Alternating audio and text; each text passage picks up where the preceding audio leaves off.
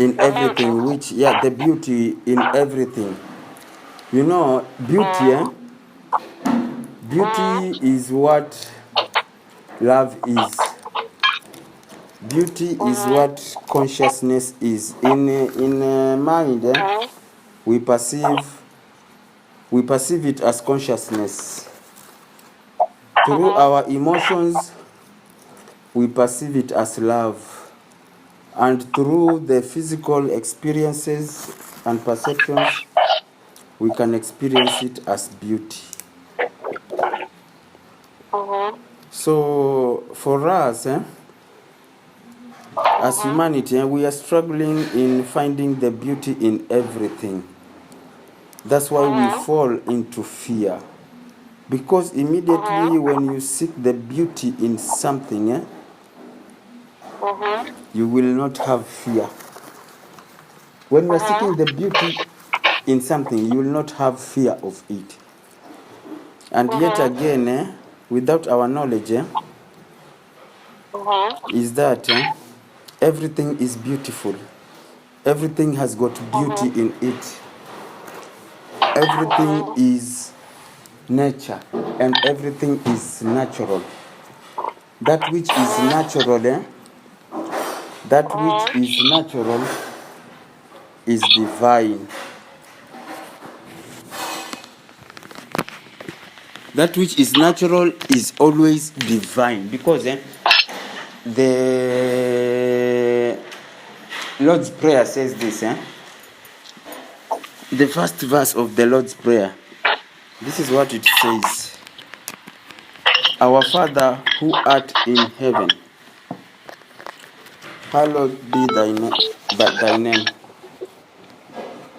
And if you look at the initial translations before King James, this is what they say. Our Father who art in heaven, holy is your nature. So the nature of God is holy. And the trickiest part is that nature is what God is. God is presence. God is the presence. Is not something. It is the presence of all, not something, because immediately it is something. It is part of the wholeness. It is not that. Therefore, the nature of God is holy. In every circumstance, you have to know that everything is in perfection. Everything is perfect. When you are told, be ye as perfect, be ye perfect as your Father in heaven is perfect, it is not about us being perfect, as vile watu wanafikiria. It is us coming to the realization of the perfection of everything. That is to be perfect as our Father in heaven is perfect. Everything is perfect. Even if it is ugly, it is perfect in that state. It is in the state of perfection in that ugliness. Therefore, we are supposed to realize the perfection of everything. That is to be perfect as our Father in heaven is perfect. Nothing is not of God. Nothing is not of God. Everything is within God. And if God is divine, therefore, nothing is not. Nothing is not. Now, when we are approaching situations, we are approaching them with anxiety and worry, with the fear of the unknown. Because what we fear does not exist. It has not happened. If you ask someone, that one which you fear, has it happened? How does it look like? No. It has not happened. It's because some things will be working for our highest good, but again, we are approaching them with the perception that something can go wrong in the midst of everything, not knowing that everything is perfect the way it is. It is only claiming the divine, and the love and the beauty in it. Then you get to experience the beauty from where you have claimed it. You anywhere, Sheila, anywhere you claim the beauty, you claim the love in anything and any situation or circumstance. What comes forth is what you have claimed. If you have claimed love, that is what you are going to experience. If you have claimed the beauty, that is what you are going to experience. There is another video of an old man in the border of Ukraine and Russia. People talking about that thing. That old man, when people were evacuating, he was not even attached to what happening. And the armies started firing while his house is there. And in the morning he will wake up and start making the snow and everything. And when he was asked, he said that he's not part of that. Yes, he's seeing that. He said, yes, I'm seeing it happening, but I'm not concerned.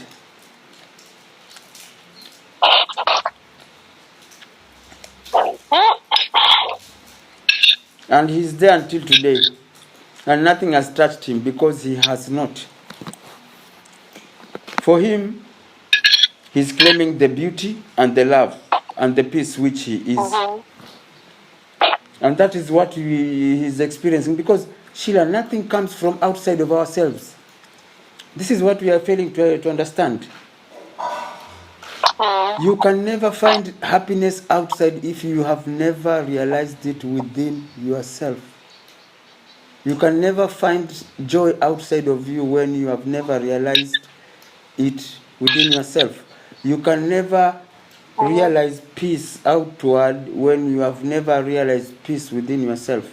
Whatever is happening to the world right now, it is the state of what humanity is. We are being shown who we are. Like, hey guys, this is who you are within yourselves, collectively.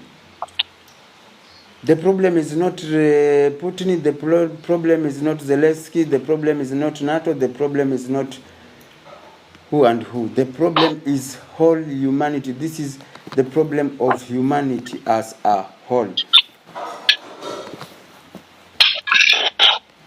We have failed to embrace the beauty, which is the perfection, which is the love, which is the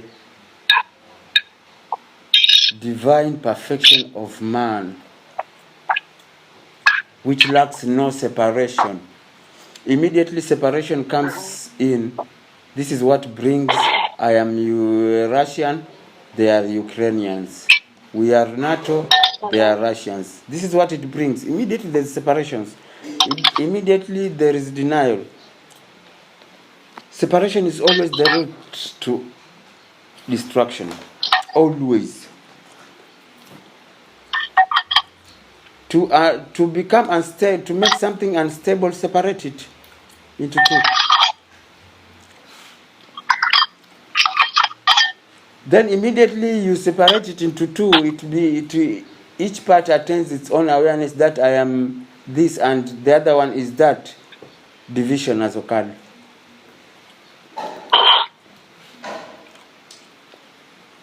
So we are stuck to the effects, not the causes. The causations, where the causations are As within, so without. The without is just the result, but the causations are within us. Therefore, if you get stuck to the outside appearances, they will take over you and they will control you and they will trigger different emotional energies within yourself.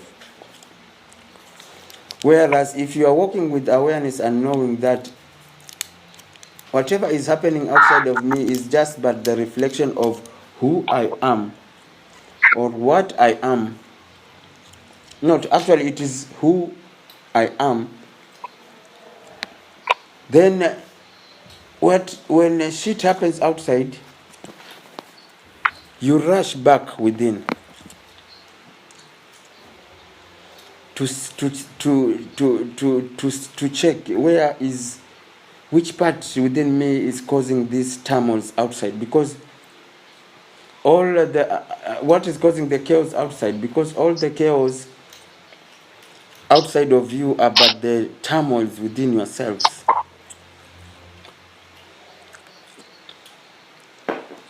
So in that aspect, when someone is stuck to the appearances of outward, you'll always get overwhelmed,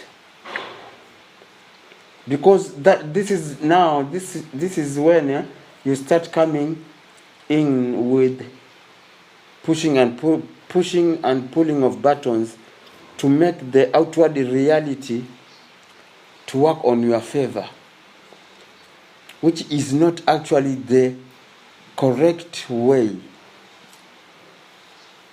The correct way is for you just need to be there in awareness, to be present in that circumstance. If it is overwhelming, to claim, first to come to the realization that this too is of God. Therefore, after that, you claim the beauty in that. Then the beauty comes forth. Then you get to experience the beauty instead of pushing and pulling of strings.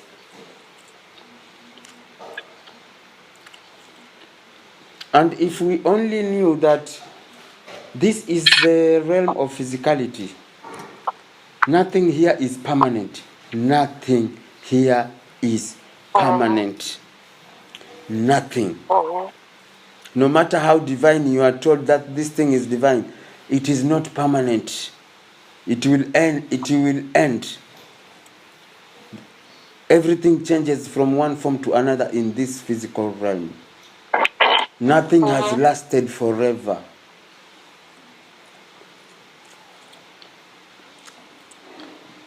That's why I tell people something which people they say something like marriages.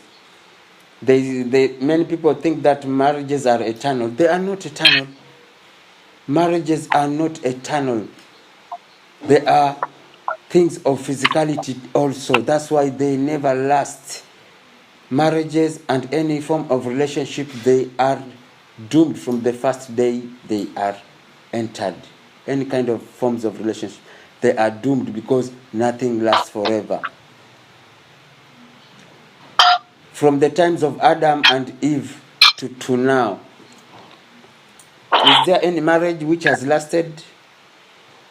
No, it has never lasted. That's why people should be reading their documents before signing, or they should always take them to their lawyers to read them before they get to sign them.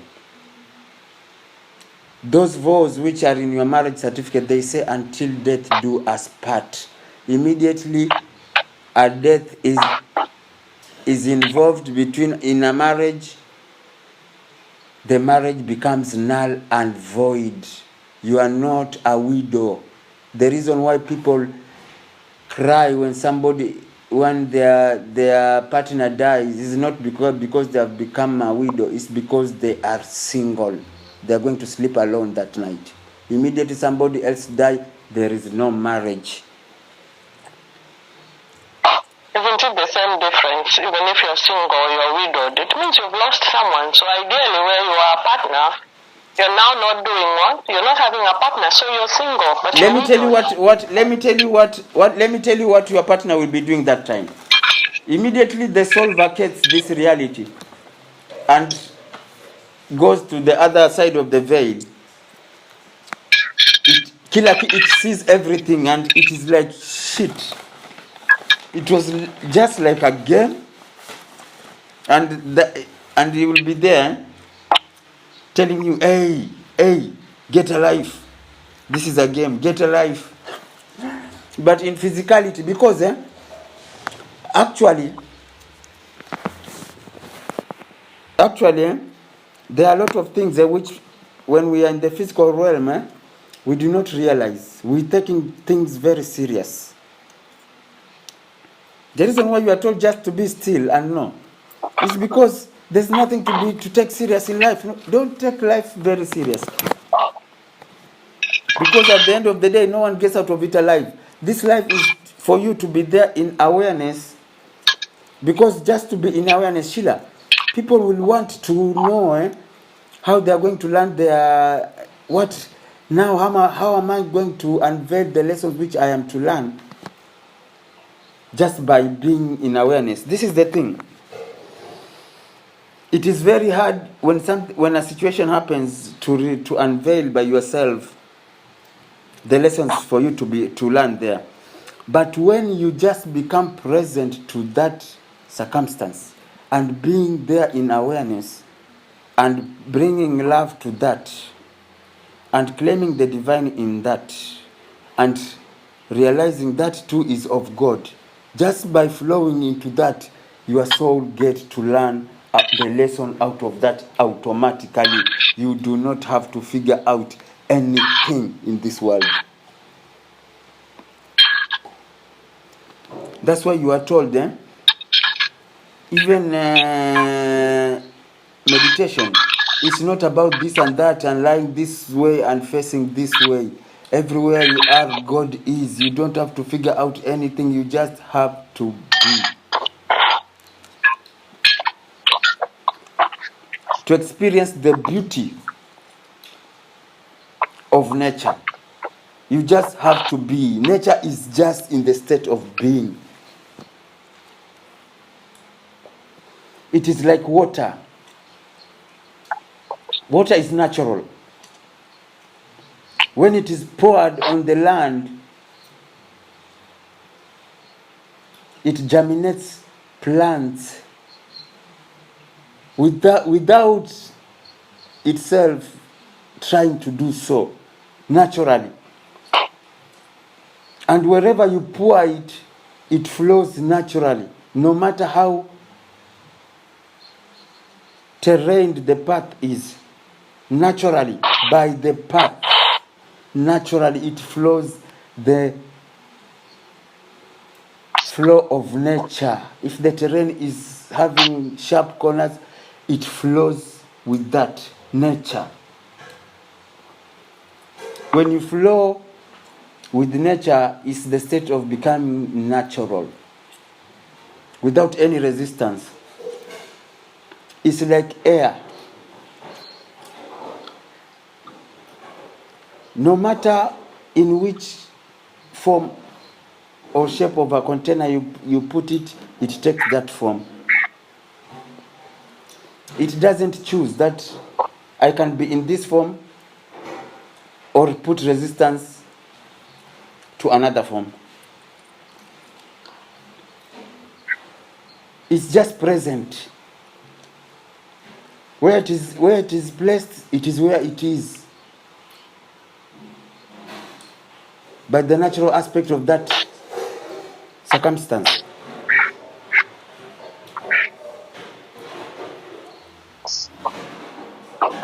And that is what we are supposed to be.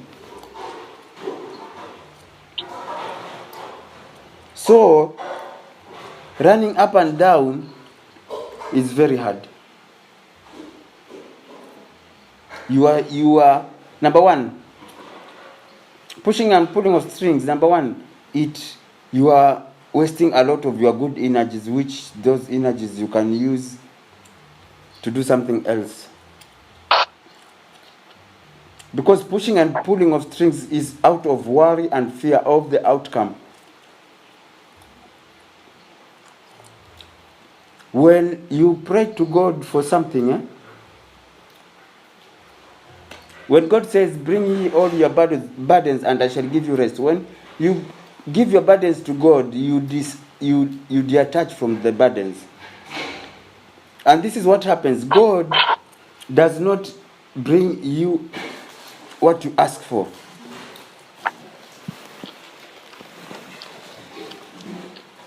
It brings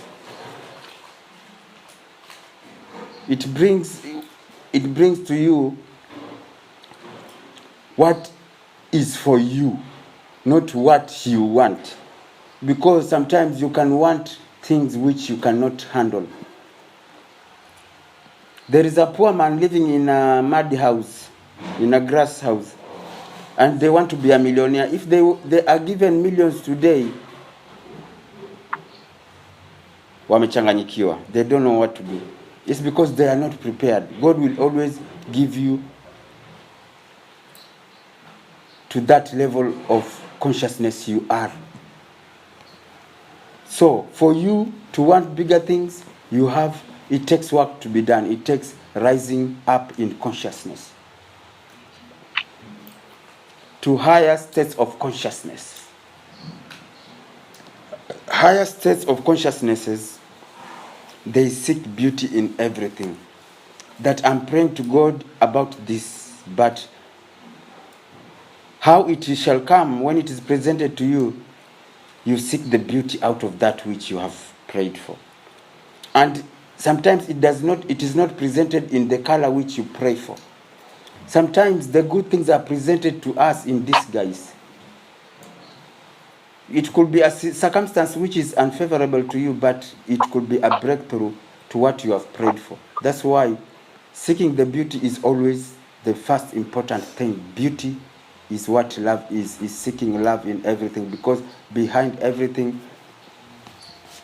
there is the love of God.